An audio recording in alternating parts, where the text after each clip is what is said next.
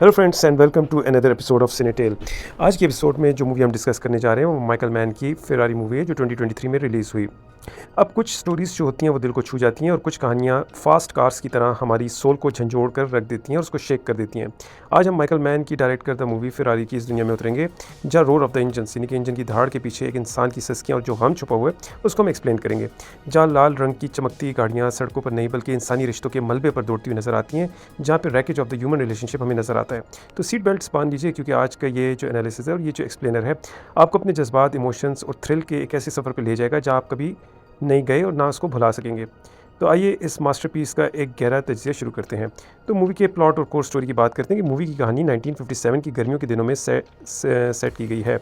Enzo Ferrari जो कभी खुद एक मायनास और काफ़ी पॉपुलर और हम कह सकते हैं कि एक बहुत ही एक्सपर्ट रेसिंग ड्राइवर थे, अब अपनी ज़िंदगी सबसे बड़े क्राइसिस से गुजर रहे हैं। सबसे पहले फाइनेंशियल बैंक्रप्सी की हम बात करते हैं कि एंजो की कंपनी फेरारी जो होती है वो दिवालिया होने के धाने पर होती है और इसका बिजनेस पार्टनर और कंपनी की 50% मालिकन इसकी बीवी लॉरा कंपनी को बचाने का वाहिद तरीका ये है कि वो अपनी प्रोडक्शन बढ़ाएं और किसी बड़े इन्वेस्टर के साथ डील करें, लेकिन इसके लिए इन्हें दुनिया की सबसे ख़तरनाक रेस जीतनी होती है। तो यह जो इसकी मूवी में के अंदर जो इसकी वाइफ का किरदार है एंजो फेरारी का वो बहुत इंपॉर्टेंट है।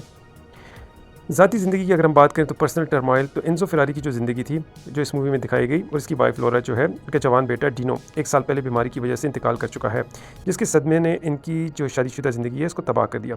इस दौरान जो है लॉरा जो है छुप कर एंजो फेरारी के बारे में जो है वो मालूमात इकट्ठी करती है, इन्फॉर्मेशन इकट्ठी करती है और एंजो जो होता है वो अपनी खुफिया महबूबा यानी कि लीना और अपने नाजायज़ बेटे पीरो के साथ एक दूसरी ज़िंदगी गुजार रहा होता है, यानी कि 2 पैरेलल लाइफ गुजार रहा होता है। लीना दबाव डालती है कि वो पीरो को अब फेरारी का नाम दे दे, जबकि लॉरा को इस सच का इल्म नहीं होता।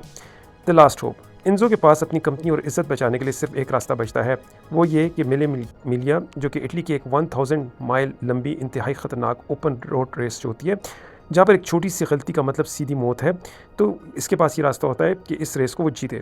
अब यहाँ पर हम आते हैं मेन सीन्स की तरफ। तो डायरेक्टर ने इस मूवी में इंसान के इमोशंस और इंजन की आवाज़ों को बहुत खूबसूरती से कनेक्ट किया है।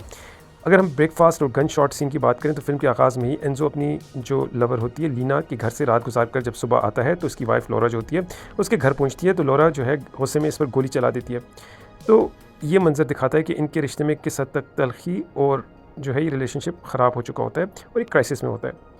ओपरा सीक्वेंस की बात करें तो जब एंजो फेरारी लॉरा और लीना को अलग अलग जगहों पर बैठकर ओपरा सुनते हैं तो मौसीकी के दौरान फ्लैशबैक्स चलते हैं।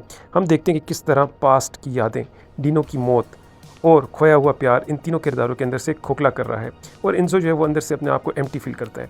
ये फिल्म का एक इंतहाई हम कह सकते हैं इमोशनल हार्ट जो है वो जज्बाती कर देने वाला जो है वो एक मंजर होता है।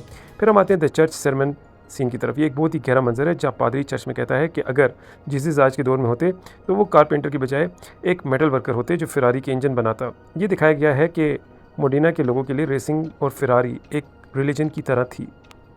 अब हम आते हैं क्लाइमेक्स की तरफ आते हैं। मिलिया जो कि रेस थी, इसके अंदर जो क्लाइमेक्स है फिल्म का आखिरी सीन जो है मिलिया रेस के स्क्रीन पर एक सनसनीखेज़ और खौफनाक तजर्बा है। फेरारी के ड्राइवर्स का मुकाबला इनकी हरीफ कंपनी माज़राटी से होता है। रेस के आखिरी मराइल में फेरारी का सबसे स्टार ड्राइवर अल्फांसो अपनी गाड़ी का टायर फटने की वजह से कंट्रोल खो देता है और इसकी गाड़ी हवा में उड़ती हुई स्पेक्टेटर्स के ऊपर जा गिरती है। इस दिल हिला देने वाले हादसे में गाइडज़ूलो में पोर्टेगो और इसका नेविगेटर और स्पेक्टेटर्स जिनमें 5 मासूम बच्चे भी शामिल होते हैं मौके पर ही हलाक हो जाते हैं। एंजो ये रेस तो जीत जाता है लेकिन इस जीत की कीमत बहुत भारी होती है। मीडिया और आवाम ने इसे बच्चों का कातिल करार दिया और आखिर में लॉरा को बचाने के लिए बैंक शेयर्स इस शर्त पर देती है वो एंजो को कि वो पीरो को अपने जीते जी फेरारी का नाम नहीं देगा ताकि इसके मरहूम बेटे डिनो की याद का एहतराम बरकरार रहे। यहाँ पर हम ह्यूमन साइकोलॉजी की अगर बात करें तो एंजो फेरारी जो थे वो काफ़ी कोल्ड कंपार्टमेंटलाइजेशन का शिकार थे, यानी कि एंजो फेरारी अपने जज्बात और इमोशंस को अलग अलग खानों में यानी कंपार्टमेंट्स में रखते थे और बंद करके रखते थे। वो अपने ड्राइवर से कहते थे कि अगर वो रेस जीतना चाहते हैं तो इन्हें अपनी गाड़ियों की स्टील और मौत यानी कि फियर ऑफ डेथ के दरमियान जो मौजूद दीवार है उसको ख़त्म करना होगा और मौत को अपना बिजनेस का हिस्सा ही समझना होगा, लेकिन अंदर से वो अपने बेटे की मौत के गिल्ट के अंदर दबे हुए थे। लॉरा का जो ग्रीफ है और एंगर है यहाँ पर अगर हम बात करें तो सिर्फ एक धोखा खाई हुई बीवी नहीं होती बल्कि वो एक ऐसी माँ भी है जिसने अपनी सब कुछ खो दिया और इसका कारोबार यानी कि बिजनेस रेथलेसनेस जो है दरअसल इसकी अंदरूनी दर्द का एक डिफेंस मैकेनिज्म होता है जिसको वो मूवी के अंदर यूज़ करती है। फिल्म के अंदर और डीप मैसेजेस भी हैं, यानी कि कॉस्ट ऑफ ऑब्सेशन, जुनून की कीमत। माइकल मैन दिखाते हैं कि जब आप किसी चीज़ के पैशन ऑब्सेशन में अंधे हो जाते हैं, जैसे एंजो का रेसिंग और फेरारी ब्रांड से इश्क तो आपके इर्द गिर्द के लोग इसकी कीमत चुकाते हैं, जैसे कि इंजो की वाइफ ने और उसके जो है एक्स्ट्रा मैरिटल अफेयर और उसके जो है दूसरे बच्चे ने इसकी कीमत अदा की। इंजो की गाड़ियाँ खूबसूरत हैं, लेकिन वो इंसान खून से जो है वो बेसिकली उसके अंदर डिप है। ये रेड कलर हमें शो करता है कि इसके लिए कितनी बड़ी जो है वो ब्लड की कॉस्ट जो है वो इंजो ने दी। यहाँ पर हम इंडस्ट्रियल मॉडर्नाइजेशन और ह्यूमन कॉस्ट की अगर बात करें तो ये मूवी इस दौर की डिपिक्शन करती है कि जब इंसान मशीनों की रफ्तार, स्पीड ऑफ मशीन से एंजॉय कर रहा था, और लेकिन वो ये भूल गया कि मशीनें कितनी बेरहम हो सकती हैं। पोर्टेगो का एक्सीडेंट स्लो मोशन में नहीं बल्कि अचानक और इंतहाई भयानक दिखाया गया है, जो ऑडियंस को याद दिलाता है कि किस तरह आखिरी रेस के दौरान जब ड्राइवर की डेथ होती है तो साइंसी तरक्की के पीछे कितनी बड़ी कुर्बानियाँ छुपी होती हैं।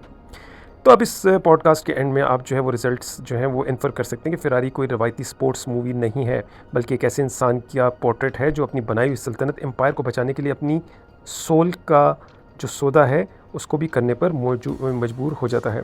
तो फ्रेंड्स, इस मूवी के बारे में आपकी क्या ओपिनियन है? इस मूवी को आप ज़रूर देखिए।